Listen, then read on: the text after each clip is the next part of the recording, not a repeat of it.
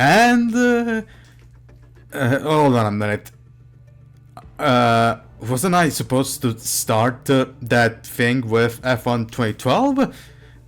Yeah, I was supposed to, but I'm going to explain the reasons why during the race. But long story short, I've cancelled a bunch of projects, so because of that, we're going to continue with this one. But outside of that, turns out the Curse of the Free continues because last time at Estoril, our winning streak came to an end.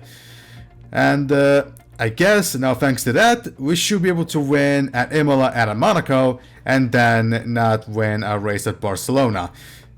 Also, I did win at Imola and Monaco in 1998, so maybe that's some truth to that, but regardless, yeah, we are around 4 of the 1999 season, and we are favorites to win this race, considering how things went in 1998, so let's see how things are going to go. So let's not waste any more time, and see you after the qualifying.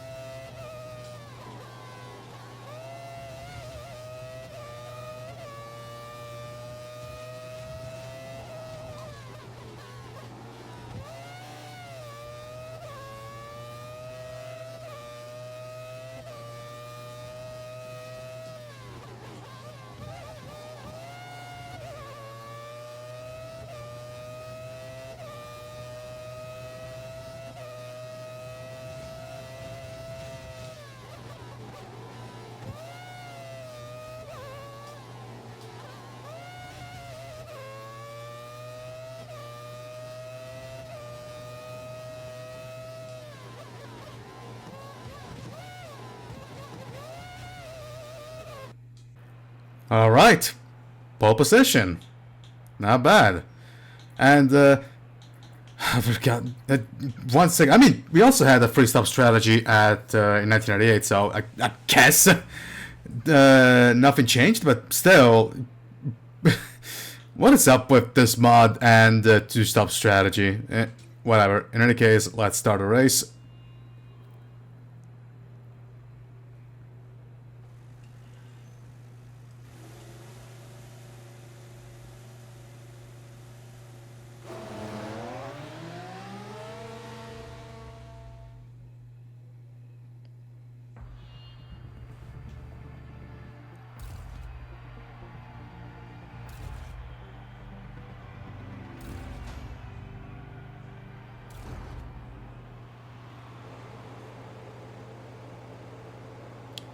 And it's 1 light, 2 lights, 3, 4, 5, and we're off at Imola. Okay, good start. Here comes Irvine on the inside of Tamburello. Gonna shut the door on him, and ooh, that's a big gap already. There we go. Into Villeneuve. There we go. And right into Tosa. They're gonna read a big gap. Jesus.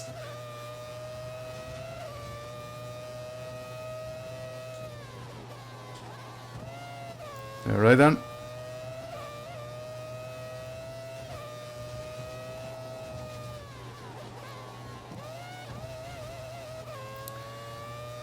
Into the chicane that is AI's favorite place to flip in F1 Challenge 1999-02.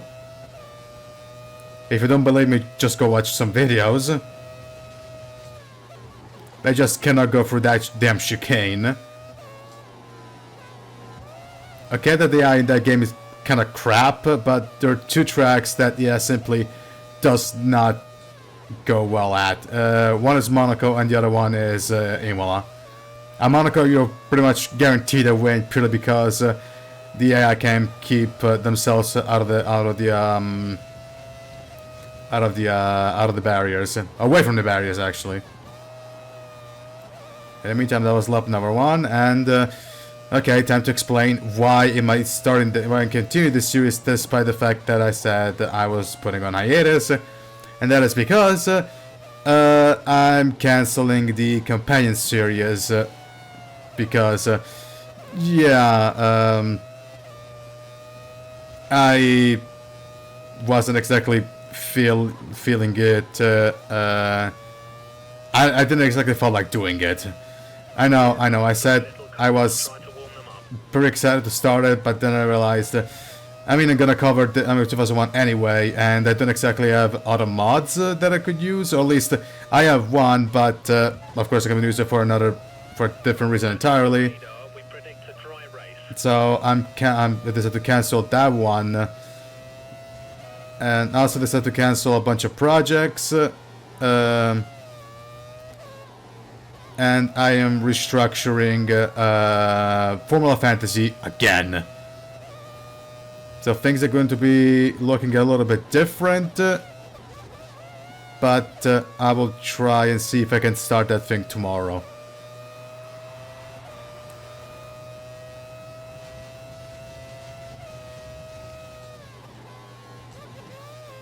Okay.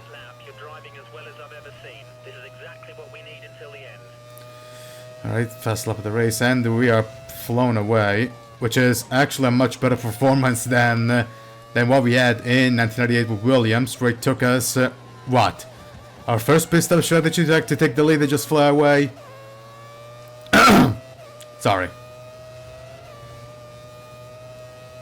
But yeah, also I say this, but we also dominated the race at Imola and the 1980 mod. So I guess this is an easy track, and me struggling with Williams in 98 was an anomaly.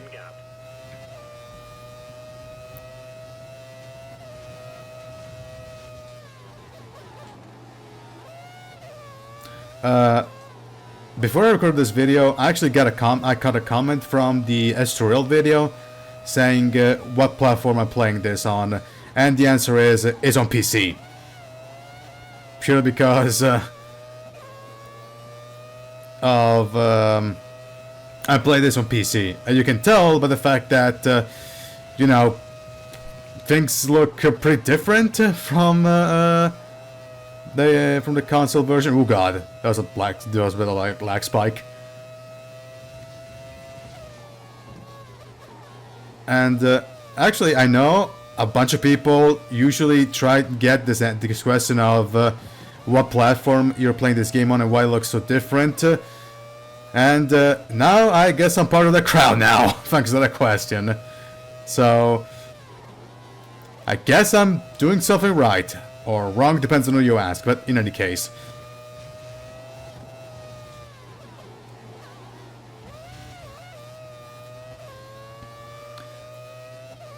In the meantime, am I seriously going to get another fast lap? Seriously?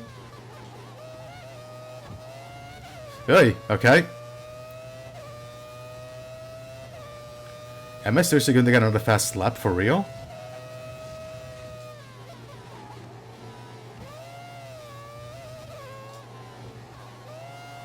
Okay.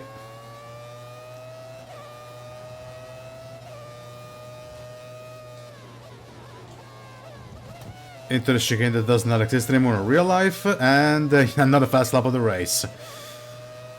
Alright then.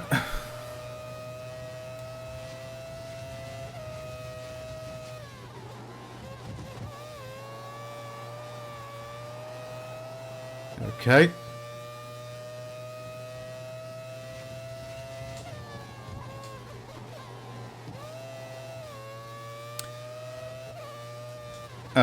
Speaking of cut content, I watched a video by Sevi87, who's a Spanish Formula One YouTuber, and he in this video he listed 11 projects that were cancelled of the Formula One games. Not just Codemasters, just in general, because the first entry is about the Formula One World Grand Prix, which is a N64 game. World Grand Prix 3. If you want to know, that game got cancelled because it was scheduled to be released in 2000/2001, right for the N64, right when the PlayStation 2 had been released. The PlayStation 1 had been around for 5 years at that point, and the GameCube was just 1 year away. The GameCube and the Dreamcast was already out too. The Dreamcast was in 1999. So yeah, it made no sense to release it on a console that was 6 years old at this point, with much better, more powerful hardware already out.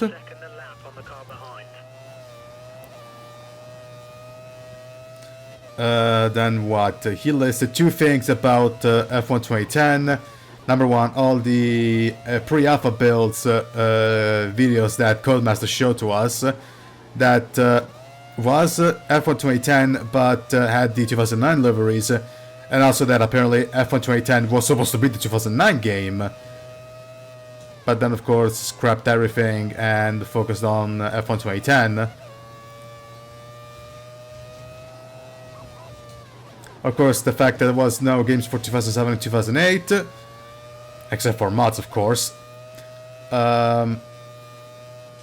Our Codemasters was bought by Take-Two instead of EA. 2 things about F1 2015. That game was apparently supposed to be the engine that F1 2015 ran on was supposed to be the engine that F1 2014 was going to be run on, but then they couldn't do it in time.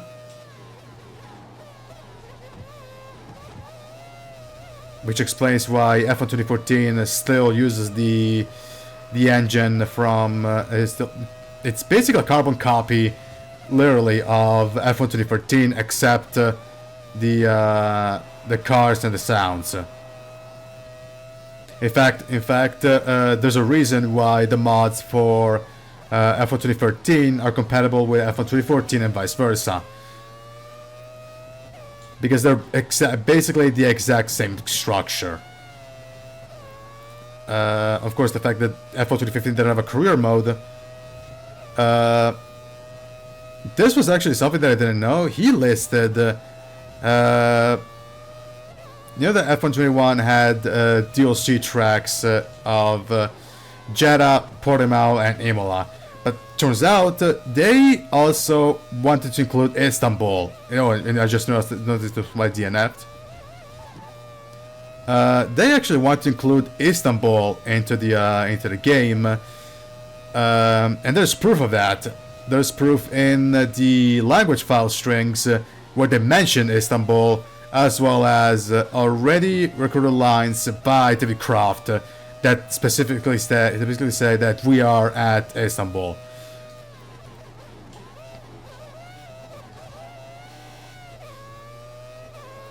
But of course, they never made. The count into the game, which kind of sucks. I'm pretty sure everybody would have. I mean, everybody would have loved to play Istanbul Park in a modern Formula One game outside of modding. Then the fact that F1 2012 and F1 2022 actually had the shorter versions of Silverstone, Suzuka, Bahrain, and Austin, as well as Hockenheim and Hanoi in the files, but of course nothing came out of it. They were mentioned in the code, but nothing came out of it.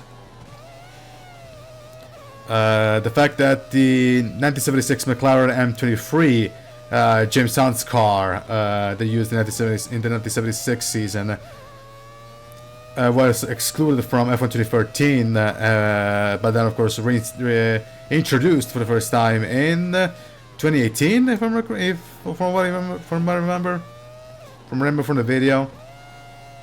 And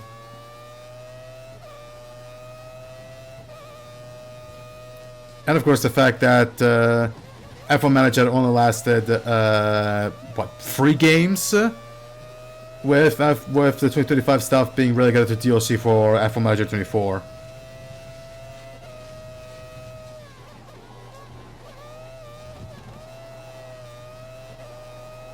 There we go. In the meantime, 10 seconds, and we're about to pit. Also, next lap we're going to pit.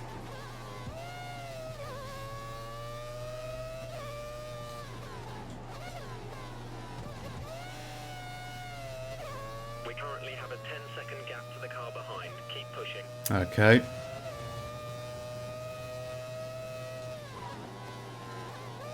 In all fairness, I was actually aware of all this stuff. Well, actually, no, I wasn't aware that 2009 was supposed to be an actual... F1 2009 was supposed to be an actual proper HD game instead of the throwaway stuff they made for PSP and Wii. And...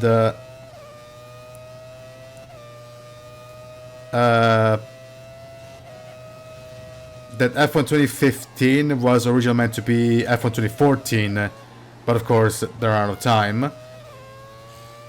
Which also explains why there was no career mode in that thing. And of course the fact that apparently they wanted to include Istanbul. They were close to including Istanbul in F1 2021, but never got around to it. So yeah, that was actually an interesting video anyway.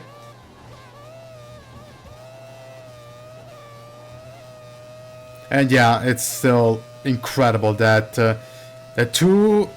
possibly the 2 best years of the 2000s did not have official games. Except again, mods for R Factor and now mod for F1 2014.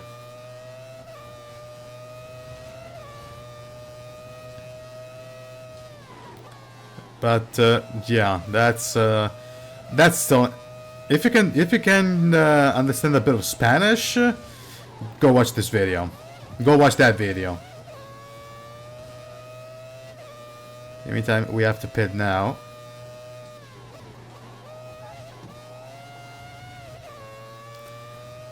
Oh, and speaking of Spanish YouTubers, I watched a video of Victor Abad a few days ago that talked about all the tracks that were run under different names. This happened during 2020, where Formula 1 was using double dates. Also, in the meantime, into the pits we go.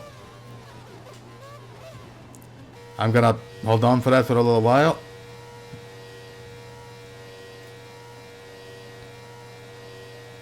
Somebody else going to follow me? Yes, Schumacher is.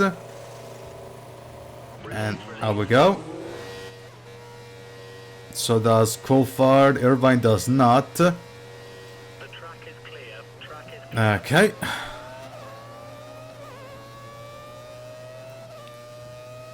The car's got a new set of prime tires on. You only have to stop. Victor Abad made a video about all the races that were run under different names, as this was done during the pandemic in 2020, where it was announced that Formula 1, woo shit, we'll be doing double dates in 2020. Remember, in Austria at Silverstone. And I remember watching this video when it came out, and me being kind of a Formula 1 nerd, I was aware of all of them, but yeah, to quickly recap that video, because again it's in Spanish. One of the rules that the FIA has is that a country can host more than one Grand Prix. Of course,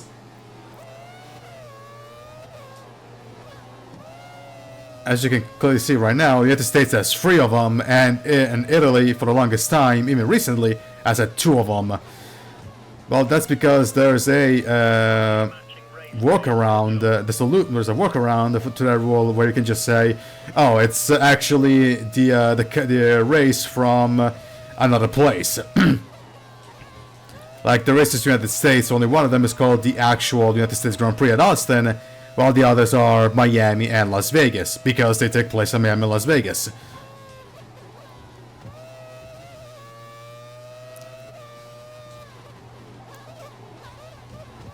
And actually, you know what? I'm going to do one little thing. Hold on a minute. Okay. As I was saying,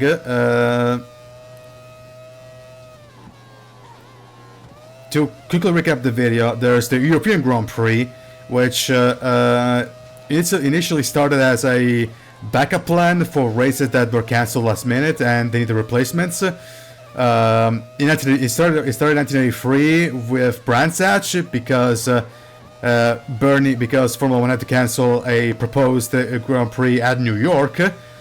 Then it became the European Grand Prix in 1985 because Brands Hatch and Silverstone were on alternating contract where 1 year for the British GP, kind of like Hockenheim and the Nürburgring in more recent times.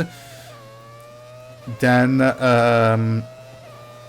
it returned in 1983 at Donington Park because they wanted to do a race at Autopolis, the brand new Autopolis at the time, called the Asian GP, which explains why Benetton had the Autopolis logos on their cars.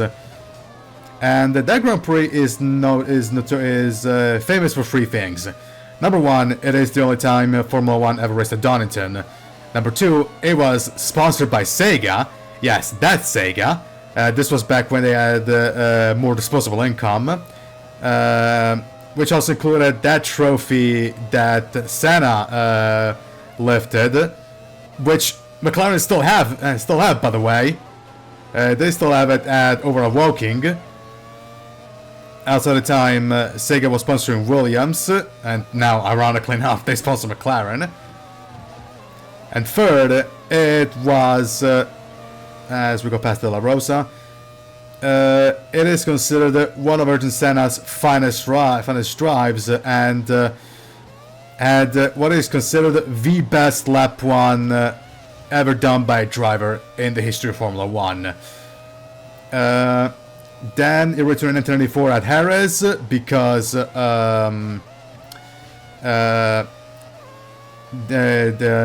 Argentina Grand Prix was supposed to come back but didn't. Then it came back in 1985.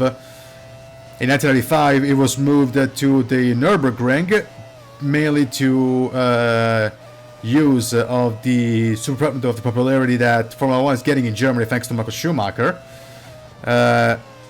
Then in 1997, it moved to Jerez because the Portuguese Grand Prix had been cancelled, and of course had that moment between Jacques Villeneuve and Michael Schumacher. And from 1999 onwards, it became the second race in Germany until 2007, when Hockenheim and Nürburgring went into that alternate contract, and it was moved over to the Valencia Street Circuit, the famous track that had nothing but boring races until the final one in 2012, and now it is notorious because of just how quickly it fell into disrepair.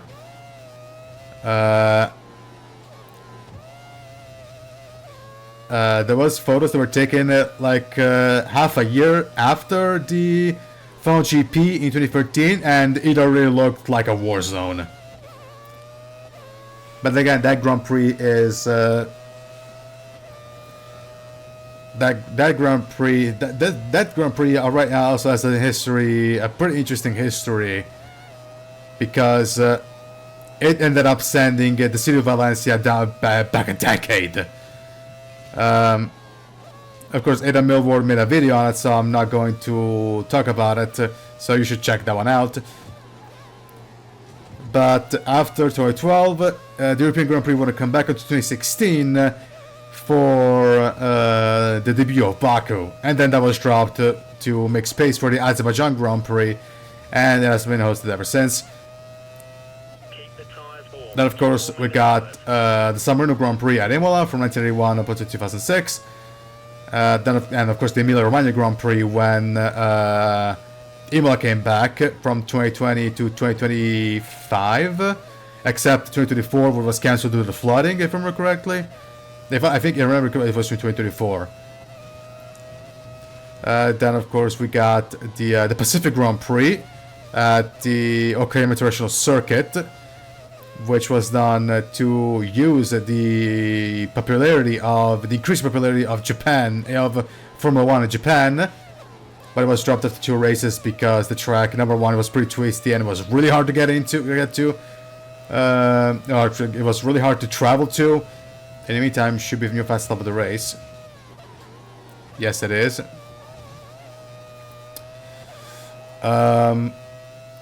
Then what? The Pescara Grand Prix, which was organized in 1957 because an oil crisis cancelled a bunch of races, including Spain and the Netherlands, the Dutch Grand Prix and the Spanish GP. And the Pescara Grand Prix is, and the Pescara circuit is the longest track Formula 1 has ever raced at 25 kilometers long. And it only had 9 laps, if I remember correctly.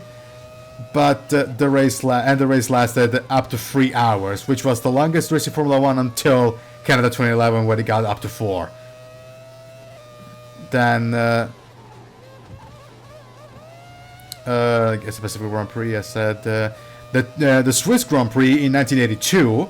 Now, Switzerland used to host Formula 1 races until 1955, where they made them illegal, made racing illegal in the country unless it was rally and hill climbing because of the Le Mans disaster. Then they sort of lifted the ban so that Formula E could race at Bern and Zurich. And to obviate that problem, they decided to organize the Swiss Grand Prix at Dijon in France, because Dijon had lost the French GP to Paul Ricard, but they still wanted to stay on the I think they still had a country still on the calendar, so they made it the Swiss Grand Prix. And that race is notorious for being the only race that Keke Rosberg won in his championship campaign, which he won, by the way.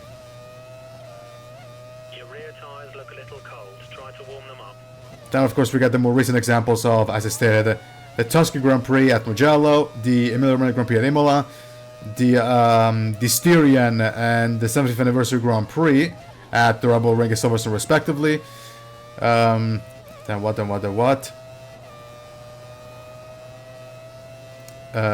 Don't remember. Oh, and of course, the 900,000 Grand Prix they had in the United States. They had United States Grand Prix West, which was at Long Beach for the longest time. Then they had the United States Grand Prix East, which was in Detroit. Then there was the Caesar Palace Grand Prix, the first attempt Formula 1 having a race in Las Vegas, which was held at a parking lot of the Caesar Palace Hotel. Yes, at the parking lot. That shit was big enough to actually fit a Formula 1 track. As stated, of course, the Miami and Las Vegas GP, the second Las Vegas Grand Prix, they wanted the Strip. The Dallas Grand Prix, which they only did it once in 1984, because they completely screwed up, and they decided to host that race at Dallas in Texas in the middle of July. And that race is one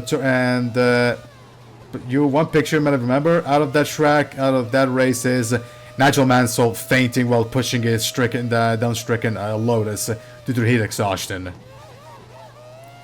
And come to think of it, even Las Vegas, the two races they had in Las Vegas in 1981 and 1982, which were season finales, by the way, they were also infamous for not only the super twisty and bad layout, but also for the extreme heat. There's a reason why they do the Las Vegas Grand Prix of now in the at night. Although now we actually get the complete opposite, where the Grand Prix of the races of Vegas are extremely cold. So we're going to one extreme to the other. And I think that's all of them, I believe. That's all the examples. In the meantime, yellow flags. For what reason? Oy, oy, oy, oy. Oh, somebody retired. Okay. And I think that's all of them. So that's basically that video in a nutshell. If you don't understand Spanish, if you do, again, you should check it out. He goes in a lot more detail.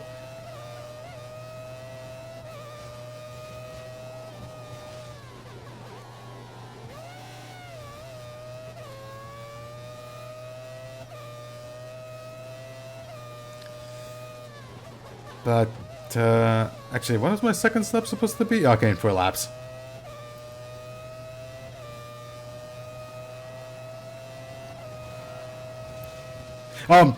Shit, I actually forgot the Luxembourg Grand Prix. That was held at the Nürburgring for 2 years, from 1970 to 1998. And then it became the European Grand Prix.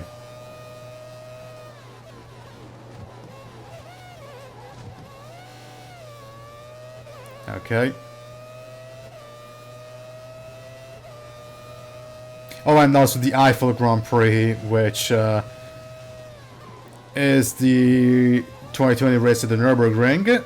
Even though they could have called it the German Grand Prix, since Hakkinen was not on the schedule, I believe, in 2020. I could be wrong, but yeah.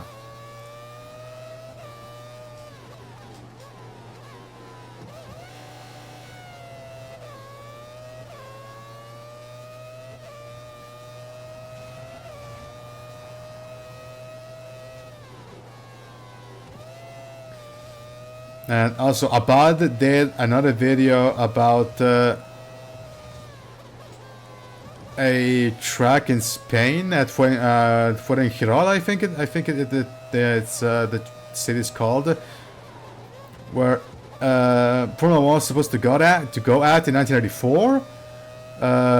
It was a street circuit, but it never materialized. Slower traffic ahead. Be careful when overtaking. They should let you through. And also how Jesus Gil, who was the who was the historical president of Atletico Madrid the historical president of Atletico Madrid, wanted to create a Formula 1 team.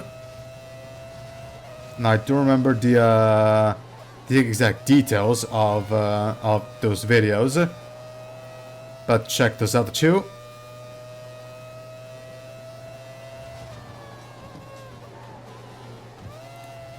And of course, if we have to talk about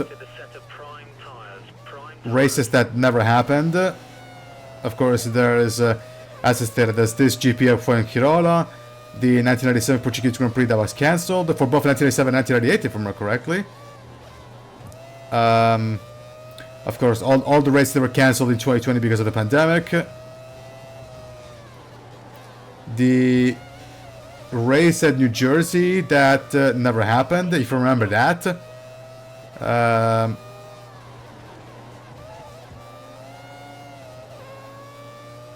Then oh god, was it again? Tits. Ooh, the Chinese Grand Prix was the Chinese Grand Prix. I think I said this before, but the Chinese Grand Prix was supposed to be in 1999 and not in 2004 as Zhuhai, but of course never happened. Currently, there's a 25-second gap between you and the car behind. Then what is it? The plan of alternating Barcelona and Valencia for the Spanish GP, which never happened. And considering, as I stated, that race sent the city of Valencia down a decade, maybe it was for the best they didn't go for that plan. And what else? And of course, the most recent example of the race that never happened, is Vietnam. It's the Vietnam Grand Prix that was cancelled because of the pandemic, and now that the guy behind it has been arrested a couple of years ago for corruption, it's very likely it's never going to happen.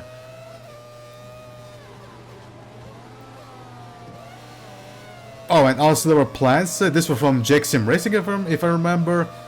There were plans also for a race in Greece and in Bulgaria, but of course those never happened.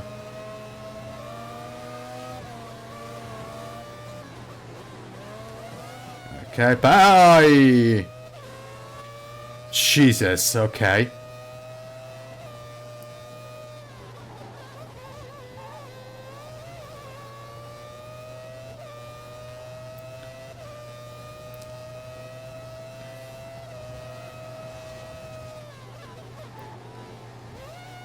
Yeah, this video has been all about stuff that was cancelled or never happened.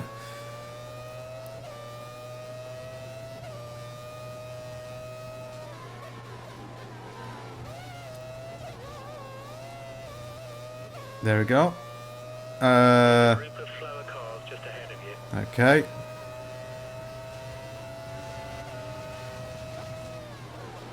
That's a minority. I want to say that's Genet? No, Badur. Well, I see he's the one who DNF'd Genet.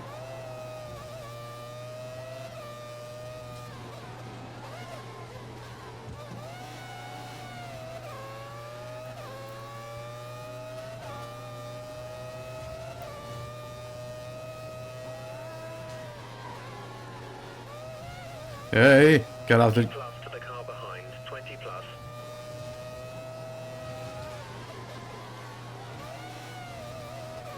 Oh, there's the minority. That should be Genet. There we go.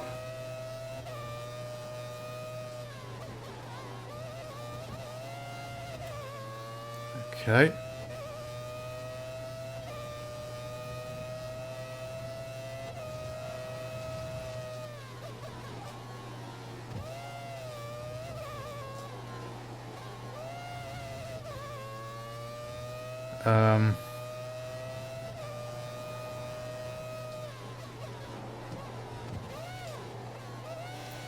Okay. New fast lap of the race. Very good.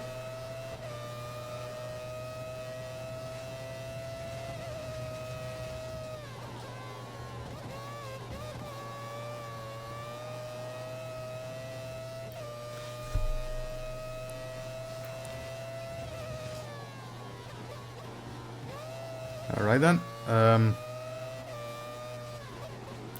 I guess now the challenge is to see how many cars are lap.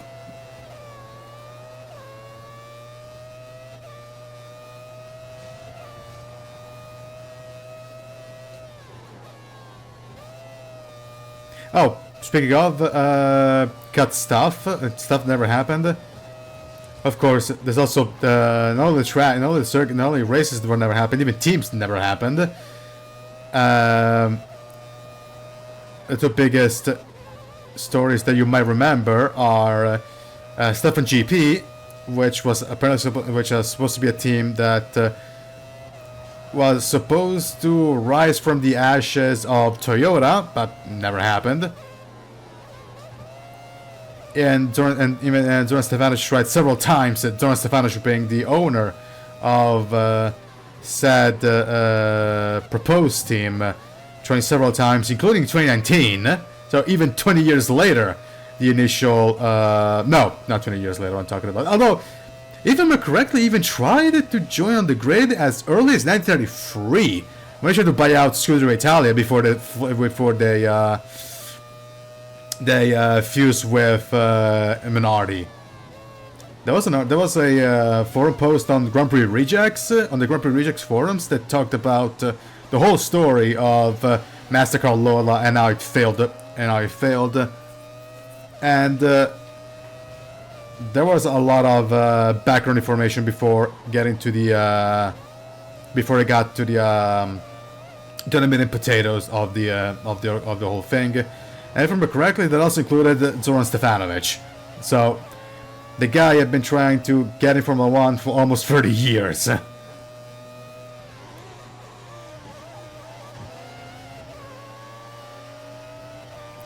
Then of course we got USF1, which was the first attempt in many years to get an American Formula 1 team onto the grid. And then guess what, we're actually going to have 2 of them in 2026. We're getting actually 2 of them in the span of 10 years, come to think of it. Because Haas in 2016 and now Cadillac in 2026.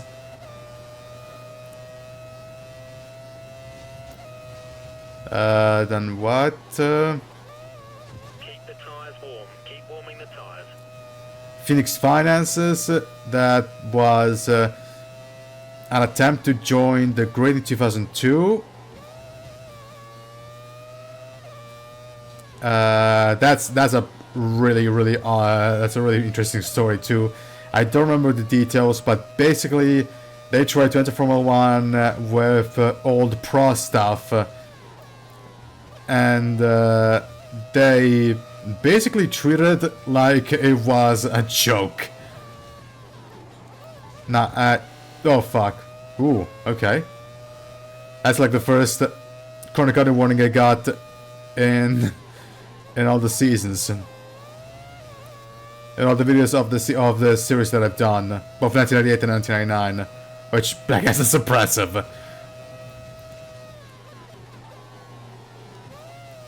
As Phoenix Finance, Dams was originally, you know,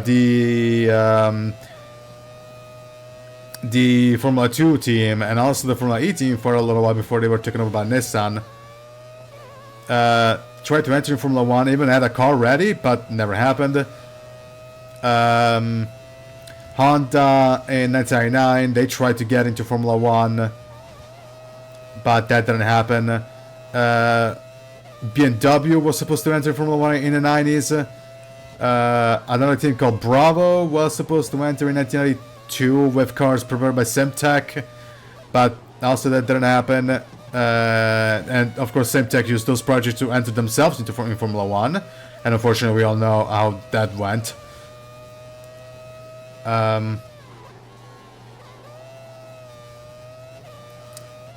Renard, I think, also want to enter in Formula 1 and by themselves. Reynard wants to try to get into Formula 1 by themselves, but just as a stick by making chassis. Other teams that never happened, if I can remember. God. Oh, my F1 Dream, which was, I guess, the best way to describe it is basically a Patreon-funded Formula 1 team. And yeah, a Patreon-funded Formula 1 team where fans would be donating to a fund, and that fund would be used to fund the team. And no, I'm not making that one up. That actually happened. There were proposals. Of course, then I got accepted because that was way too stupid.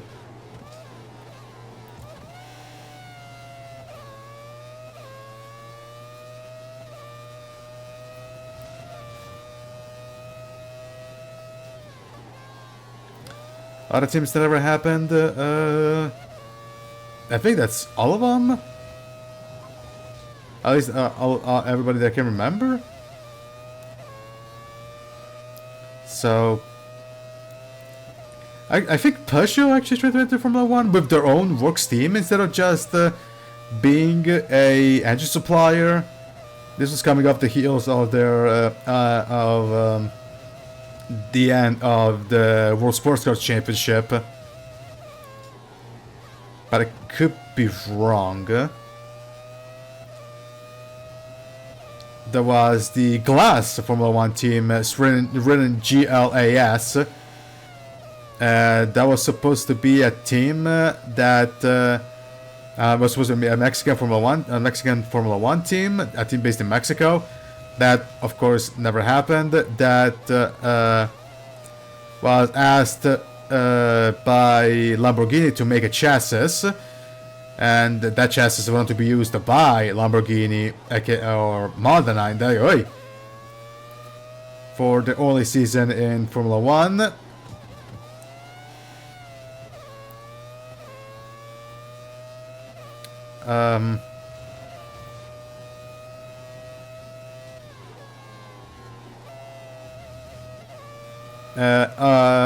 There's less of a team, more like a partnership that never happened. Apparently, Jordan was supposed to take Mercedes engines and rebadge them as Smart. Yeah, the minicar company, but that never happened. And that's all I can remember from the from all the teams that never happened.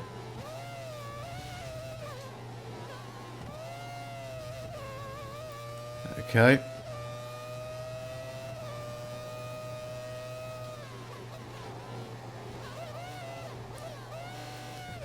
All right. Looks like this is going to be your finishing position, so let's make sure to keep it clean and bring the car home safely. All right, 2 laps to go. We're about to get our third win in 4 races. And next up is Monaco, another track that we won at in 1998.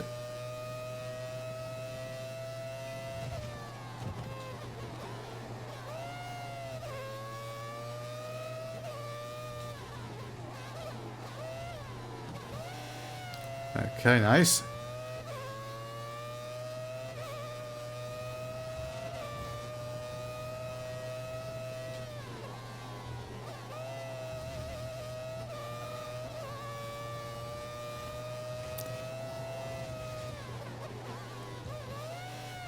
There's a 28-second gap between you and the car behind. Okay. Try to increase it further.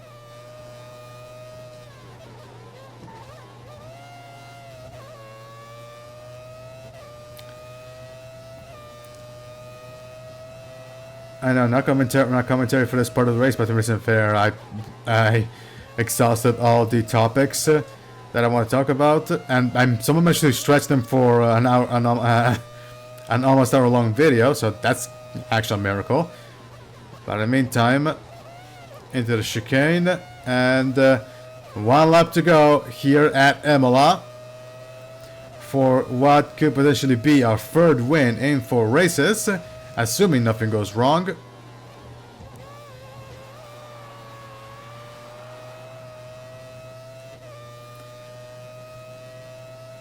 Into Villeneuve.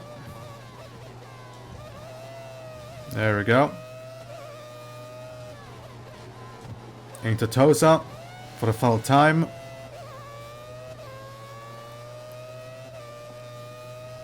Half a minute of advantage.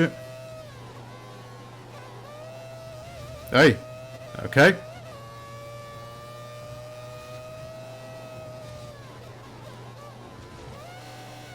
Okay, nice. Into the flipping chicane. Not on this game, but on other games. There we go. I think that's Variante Alta, if I remember correctly.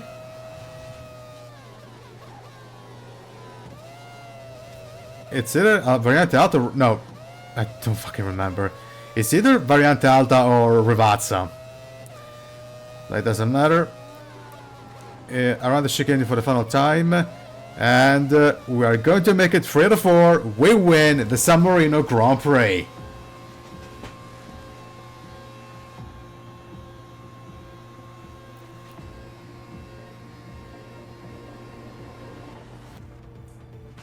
Absolutely brilliant. Well done, well done. And so, we win the San Marino Grand Prix. 2nd is Michael Schumacher. 3rd is Eddie Irvine. 4th is Stevie Coulthard. 5th is Lucas Lundin. 9th is Zanardi, Franzen, Barrichello, Damon Hill, and Giancarlo Fisichella rounding up the top 10. And then 11 cars on the lead lap. Olivier Panis and Häkkinen out of the race. Okay. De La Rosa wins last car. And Villeneuve, Genet, Badoer, Alesi, Zonta, Trulli, Takagi, Dennis, and De La Rosa are all lap down.